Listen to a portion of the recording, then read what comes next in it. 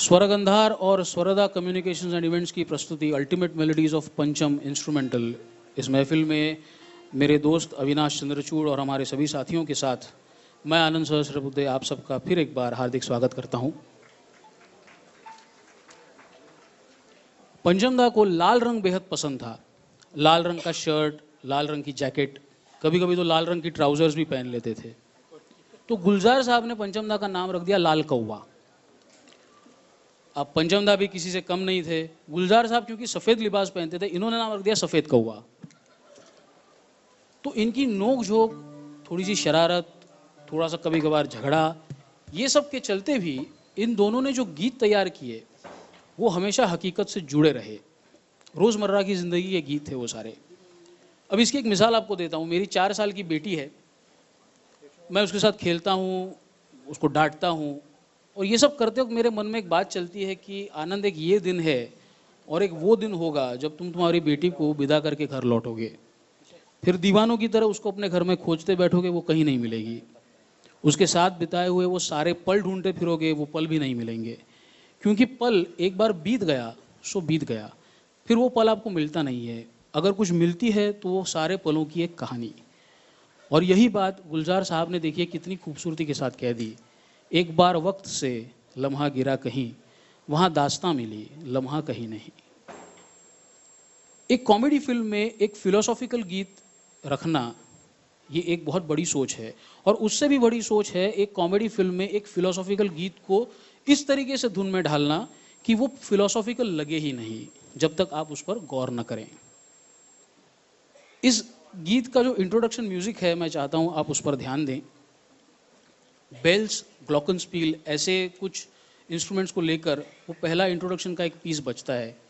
मान लीजिए जैसे अलग अलग किस्म के लम्हे आपकी तरफ आ रहे हैं, खुशी के, गम के, मोहब्बत के, जुदाई के, मिलन के। फिर उसके बाद एक ट्रम्पेट का डीले आता है, फिर एक अकॉर्डियन का डीले आता है। ये जाहिर करता है कि वो आए हुए लम्हों में से एक एक लम्हा बीतता चला जा रहा है। कोई लम्हा उस ट्रम्पेट की आवाज़ की तरह बड़ी मुश्किल से, भारी भरकम तरीके से गुजर रहा है। कोई लम्हा उस अकॉर्डियन की मधुर मीठी सी आवाज़ की तरीके से बस यूँ आया और यूँ चला गया, ऐसा हो रहा है। इस इंट्रोडक्शन म्यूज़िक को सुनते वक्त आप इस बात पर ज़रा गौर कीजिए। ये गीत आपके सामने अकॉर्डियन पर पेश कर रहे हैं सत्यजीत प्रभु। आइए सुनते हैं।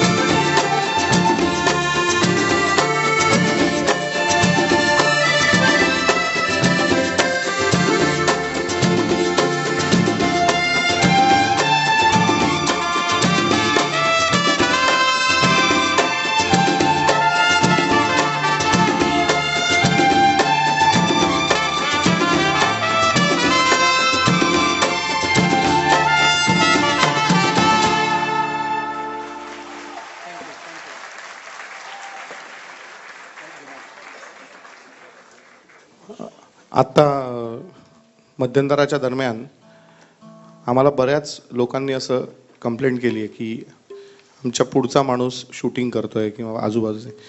मी तुम्हाला परत विनंती करतो, प्लीज कुठल्याही प्रकारचं व्हिडिओ शूटिंग किंवा ऑडिओ रेकॉर्डिंग प्लीज करू नका. जर खरंच आत्ता आम्हाला दिसलं इथे पुन्हा, तर मात्र नक्की हा कार्यक्रम आम्ही मध्ये थांबवू. प्लीज माझी विनंती आहे. धन्यवाद. पंचम दा के करियर के बारे में अगर बात की जाए तो उनके संगीत निर्देशन में मोहम्मद रफ़ी साहब ने 120 गीत गाए, लता जी ने 363 गीत गाए, किशोर दा ने 558 गीत गाए और आशा जी ने सिर्फ 840. 1961 से 1994 तक अगर उनका कार्यकाल माना जाए तो पंचम दा ने कुल मिलाकर 332 फिल्मों को संगीत दिया, जिनमें हिंदी, बांग्ला, तेलुगु, तमिल, उड़िया, मराठी ऐसी फिल्में शामिल हैं. इसके अलावा एक डॉक्यूमेंट्री, 5 टेलीविज़न प्रोजेक्ट्स और 4 प्राइवेट एल्बम्स में पंचम दा का संगीत रहा. फिल्मों के दौरान कई अभिनेताओं से पंचम दा की बड़ी गहरी दोस्ती हुई. इनमें से एक थे अभिनेता ऋषि कपूर. एक फिल्म की शूटिंग के लिए 5 दिन कश्मीर में पंचम दा उस यूनिट के साथ गए. पंचम दा वहाँ पर सेट्स पर नाचा करते थे, पिक्चराइजेशन देखते थे, कोई सुझाव देते थे. लेकिन 3 दिन बाद पंचम दा ने कहा कि मैं वापस घर जाना चाहता हूँ. क्यों? जब क्यों पूछा गया तो पंचम दा ने कहा मुझे मेरी हारमोनियम की बड़ी याद आ रही है, मैं घर जाना चाहता हूँ. और कोई छोटा बच्चे जैसे कहते नहीं मुझे मम्मी के पास जाना है, वैसे पंचम नहीं मुझे हारमोनियम की याद आ रही है, मैं घर जाऊँगा. और पंचम दा कश्मीर से चले आए. ऋषि कपूर की रोमांटिक हीरो की इमेज को 4 चांद लगाया खेल खेल में इस फिल्म के इस ड्यूएट ने. प्रेमी और प्रेमिका साथ होते हैं तब दुनिया को भूल जाते हैं, ये जताने के लिए इस गीत में कुछ हायर नोट्स की रचना है. ता तारा रा री रा रा रा रा रा रा ता तारा, ये सब ऊपर के नोट्स में चल रहा है.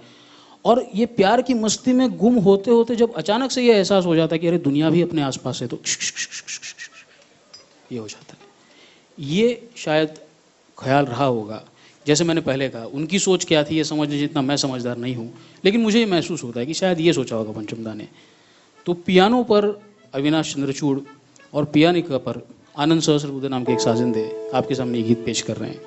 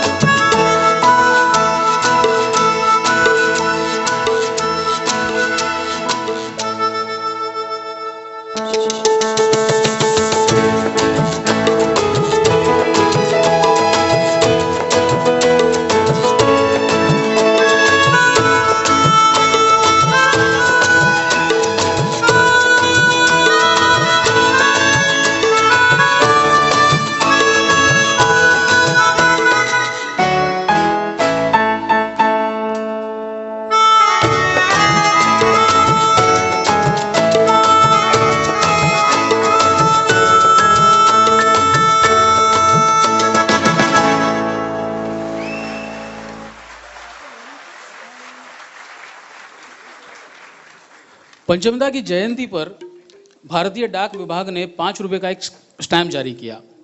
बताया जाता है कि 5 ये अंक पंचमदा का लकी नंबर था। और क्यों ना हो, पंचम ये सरगम का 5वां सुर है।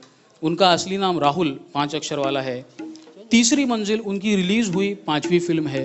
उनकी गाड़ी का नंबर BMC 1139, अगर आप जोड़ दें तो 5 अंक पाएंगे। पंचमदा बताते थे कि उनकी गाड़ी का नंबर BMC 1139 इसलिए है क्योंकि BMC का मतलब है बेस्ट म्यूजिक कंपोजर। वो कहते थे देखो मेरी गाड़ी को भी मालूम है बेस्ट म्यूजिक कंपोजर हूँ मैं। ये 5 अंक का संजोग उनकी फिल्मों में भी दिखता था। मसलन ये अगला गीत अंग्रेजी में लिखे जाने पर इस फिल्म का नाम 5 अक्षर का है। इसके स्क्रिप्ट राइटर्स का पहला नाम 5 अक्षर का है। इसके लिरिसिस्ट का पहला नाम 5 अक्षर का है। यहाँ तक कि इस फिल्म के इस गीत के बोल अगर आप अंग्रेजी में लिखें तो वो भी 5 अक्षर के होते हैं। अब गिनिए, फिल्म का नाम है शान, script writer Salim Javed, lyricist का पहला नाम आनंद बख्शी आनंद, और गीत के बोल यम्मा यम्मा। लुई आर्मस्ट्रॉन्ग के खुरदरे से वॉइस टेक्सचर से प्रभावित पंचमदा की गायकी और उसके साथ रफ़ी साहब का सुरों का शहद क्या कमाल कर गया। देखिए इस गीत में सिंथेसाइज्ड साउंड्स का इस्तेमाल रिप्लेसमेंट के लिए नहीं, एडिशन के लिए करना, ये पंचमदा की सोच थी। तो आइए सुनते हैं पंचमदा के करीब 36 ड्यूएट्स में से ये एक उनका गाया हुआ ड्यूएट, जिसको आप सुनेंगे कीबोर्ड्स और ट्रम्पेट पे अविनाश